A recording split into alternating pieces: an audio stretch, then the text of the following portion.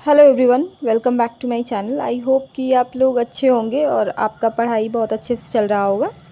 देखिए, ये वीडियो मेरा बिहार दरोगा से रिलेटेड है। मतलब जितने भी बिहार दरोगा के एस्पिरेंट होंगे, आप लोग तैयारी कर रहे होंगे, उनके लिए है।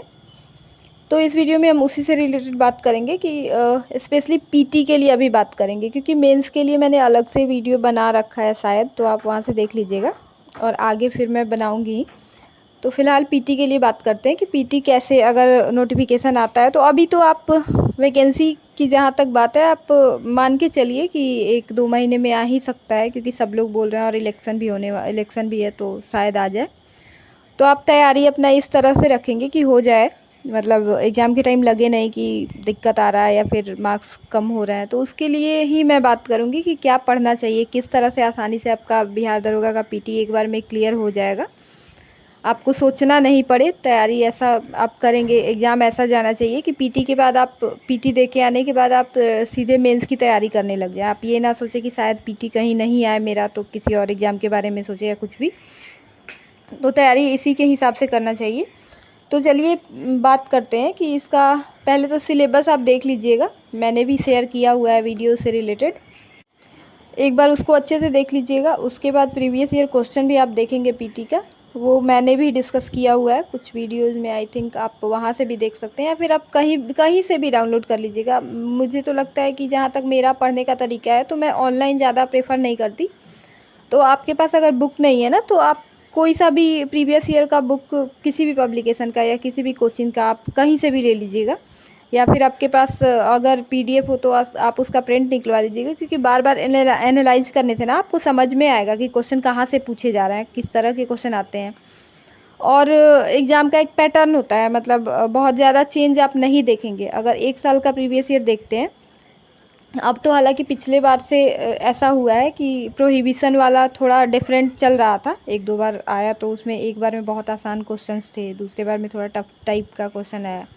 लेकिन अब दोनों जो अपना ये दरोगा, बिहार दरोगा और प्रोहिबिशन वाला है, तो दोनों का पैटर्न एक ही है। तो आप दोनों को लेके और एक साथ जितने भी प्रीलिम्स, अगर आप प्रीलिम्स के लिए स्पेशली कर रहे हैं, तो प्रीलिम्स का सारा क्वेश्चन एक साथ उठाइए और उसको देखिए पहले कि किस तरह से पूछा गया है। और आप अगर देखेंगे, उसको एनालाइज करते हैं खुद से, तो आपको समझ में आपको भी आएगा कि सबसे मतलब इम्पॉर्टेंट, सबसे ज़्यादा मुझे जहाँ तक लगता है एक डिसाइडिंग जो हो जाता है, वो करंट अफेयर होता है। एक करंट अफेयर के बिना आप बिहार दरोगा का प्रीलिम्स अगर सोच रहे हैं कि आप आसानी से क्लियर कर लें, निकाल लें, और मेंस के लिए उसके बाद आपको मतलब प्रीलिम्स देने के बाद ये ना सोचना पड़े कि मेंस का तैयारी करें या नहीं करें, तो आपको करंट अफेयर अच्छे से कंप्लीट करके जाना होगा। इसके लिए सोर्सेस पे भी हमने बात किया हुआ है कि सोर्स क्या होना चाहिए। तो कोई भी वन लाइनर बुक आप पढ़ते चलेंगे। अगर हाँ, जैसे आप अगर एडुटेरिया एसपीडी पढ़ रहे हैं तो हर महीने का नहीं आता है, तब भी आप कोशिश कीजिएगा कि आप कहीं से भी यूट्यूब चैनल से या फिर किसी वेबसाइट से या कहीं से भी, जहाँ से आपको अच्छा लगे, जहाँ से आपको याद हो सके, समझ में आए, आप वहाँ से मंथली या डेली जैसे आपको समझ आए, आप अपने अकॉर्डिंग उसको करते चलिएगा।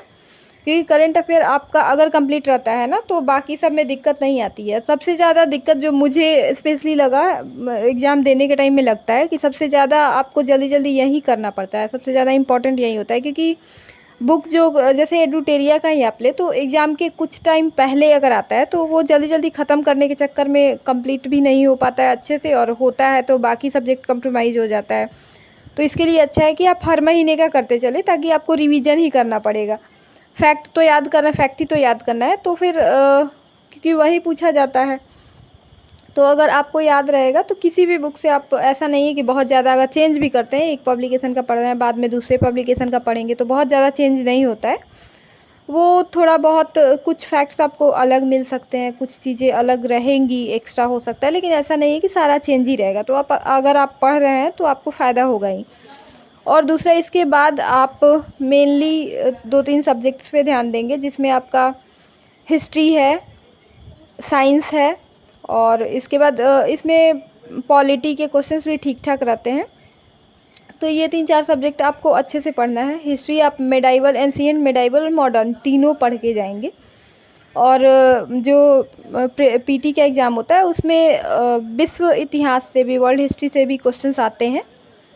कुछ दर्शन से भी क्वेश्चन फिलॉसफी के 1-2 रहते हैं उस टाइप के, तो वो आप कहीं से भी करेंगे तो मुझे नहीं लगता है कि, मुझे स्पेशली ये लगता है कि आप कहीं कहीं से मिला होता है, या फिर जैसे मेरे ग्रेजुएशन में सब्जेक्ट था तो ऐसे कहीं से आप पढ़े होंगे तो वो आपको काम आ सकता है। लेकिन स्पेशली अगर उसका बुक आप फॉलो करना चाहें तो मुझे तो ऐसा नहीं मिला है, तो आप उसको थोड़ा इग्नोर कर सकते हैं, मतलब प्रीवियस ईयर पे रिलाई कर सकते हैं, उसके लिए अलग से सोर्स पे जाने की ज़रूरत नहीं है।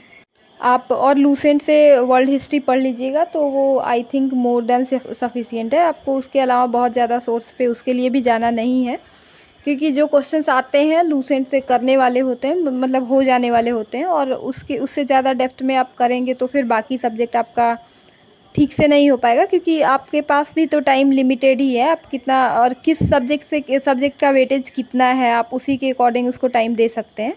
ऐसा नहीं है कि आप 2 क्वेश्चन के लिए बाकी सब क्वेश्चन जहाँ से 10 क्वेश्चन पूछे जा रहे हैं वो छोड़ के और 2 क्वेश्चन पूछे जा रहे हैं उस पर ध्यान दे दें।